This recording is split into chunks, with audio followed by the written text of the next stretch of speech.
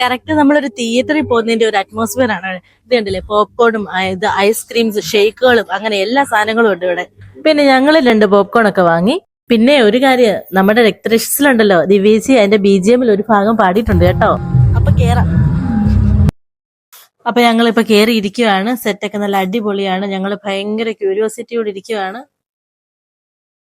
കാണാൻ വേണ്ടി അപ്പുമോനുണ്ട്, അമ്പാടിമോനുണ്ട്, ദിവീസി, നിലാമോളെ, ദേവു, മാമനെ. ദേവുന് പേടിയുണ്ടോ? ചെറിയ പേടിയുണ്ടോ ദേവുന്? ഒട്ടും ഇല്ല. അമ്പാടിമോനും പേടിയുണ്ടോ?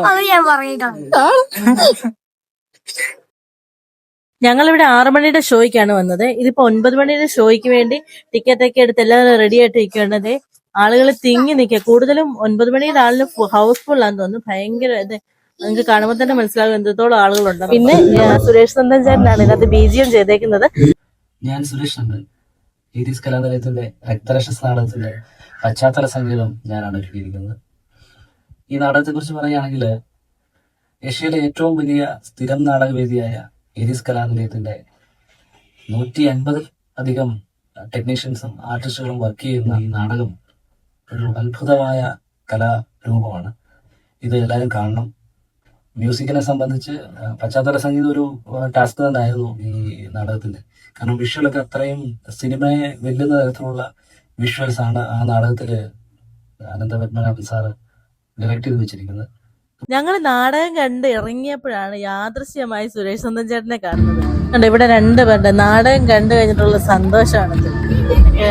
നമുക്ക് മാമനോട് നമ്മുടെ നാടകത്തിൽ രക്തരക്ഷസിനെ പറ്റി ചോദിക്കാം.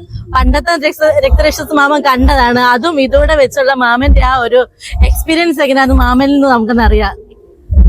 എങ്ങനെ ഉണ്ടായിരുന്നു മാമ ഇപ്പൊ കണ്ടിട്ട്? ഞാൻ പണ്ട് 80കളിലാ ഈ നാടകം കണ്ടതാണ്. ഈ നാടകമല്ല, ഇവരുടെ എല്ലാ നാടകങ്ങളും ഞാൻ കണ്ടിട്ടുണ്ട്. എവിടെ നടത്തിയാലും പോയി കാണും. അങ്ങനെയായിരുന്നു. അങ്ങനെ പോയി കണ്ടിട്ടുണ്ട്. പക്ഷെ അന്നത്തേതിൽ നിന്നൊക്കെ ഒരുപാട് വ്യത്യാസമാണ് ഇപ്പോ. ടെക്നിക്കലായിട്ട് അതിന്റെ ഒരുപാട് മാറ്റങ്ങള് ലൈഫിൽ ഒരു തവണയും കണ്ടിരിക്കേണ്ട നാടകമാണ്. സാധാരണ മറ്റു നാടകങ്ങൾ കാണുന്ന പോലെയല്ല. ഇതൊരു ഭയങ്കര സെറ്റപ്പാണ്. നമുക്ക് നിലാമോടെയും അമ്പാടിമോന്റെയും ദേവൂന്റെയും ഒക്കെ ഒരു അവരാ രക്തരക്ഷസ് ഇവർ ആദ്യമായിട്ട് കാണുന്ന നാടകം. സിനിമ കാണുന്ന പോലെ അല്ലല്ലോ നാടകത്തില് ആളുകളെ ഡയറക്റ്റ് ആയിട്ട് കണ്ട് അവരുടെ അഭിനയവും കാര്യങ്ങളെല്ലാം കണ്ട ഒരു ഫസ്റ്റ് എക്സ്പീരിയൻസ് ആണ് ഇവരുടെ. നമുക്ക് ഇവരുടെ ചോദിച്ചറിയാം. നിലാമോളെ എങ്ങനെ ഉണ്ടായിരുന്നില്ല മോളെ?